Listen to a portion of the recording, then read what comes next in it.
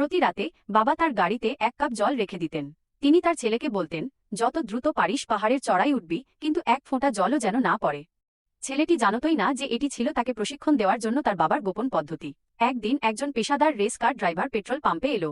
সে বলল যে গত রাতে তার নিশান জিটিআর একটি পুরনো 86-এর কাছে হেরে গেছে। সেই গাড়িটি ইনর্শিয়া ড্রিফটিং দিয়ে এমনভাবে কোণগুলি পার করছিল যেন মাধ্যাকর্ষণের কোনো প্রভাবই নেই। এটি এত দ্রুত ছিল যে পেছনে শুধু একটি টোফু দোকানের সাইনবোর্ড দেখা গিয়েছিল।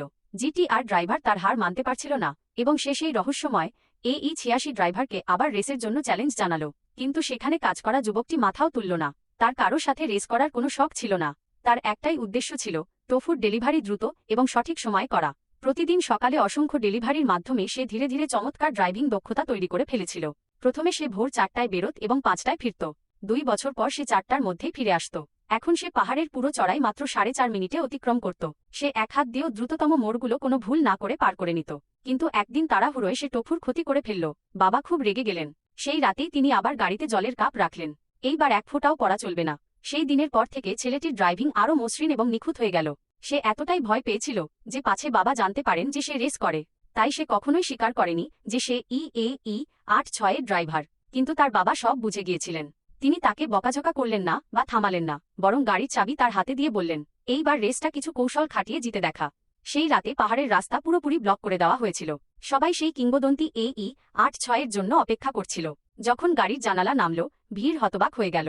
ড্রাইভার ছিল একজন যুবক, যাকে সবাই ভেবেছিল যে সে হয়তো এইমাত্র ড্রাইভিং লাইসেন্স পেয়েছে। কারও বিশ্বাস হচ্ছিল না যে সে হারাতে পারে। কাউন্টডাউন শুরু হলো। জিটিআর বিদ্যুতের মতো বেরিয়ে গেল এবং এগিয়ে গেল। AE86 ড্রাইভার শান্ত ছিল, স্টিয়ারিংয়ে তার হাত একদম স্থির।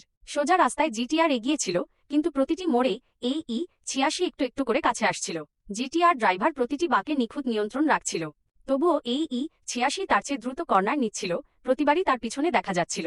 তারপর এলো চূড়ান্ত চ্যালেঞ্জ, একটার পর একটা 5টি অত্যন্ত বিপজ্জনক হেয়ারপিন বাঁক। AE86 গতি একটুও কমালো না। সবাই ভাবল এবার বুঝি এটা পাহাড় থেকে নিচে উড়ে যাবে। জিটিআর ড্রাইভার শুধু স্থির থাকতে চেয়েছিল যাতে জিততে পারে, কিন্তু তখনই টায়ারগুলো যেন চিৎকার করে উঠল। AE86 ড্রেনেজ নর্দমা ব্যবহার করে ড্রিফট মারল এবং কর্নার পার করে নিল। সেই মুহূর্তে সবাই বুঝে গেল রেস শেষ, AE86 জিতে গেছে। রেসের পর জিটিআর ড্রাইভার আবার রিম্যাচ চাইল, কিন্তু সেই ছেলেটি মাথা নেড়ে বলল, আমি কখনোই জেতার জন্য দৌড়াইনি, আমি তো শুধু টোফু বাড়িতে পৌঁছে দিতে চেয়েছিলাম।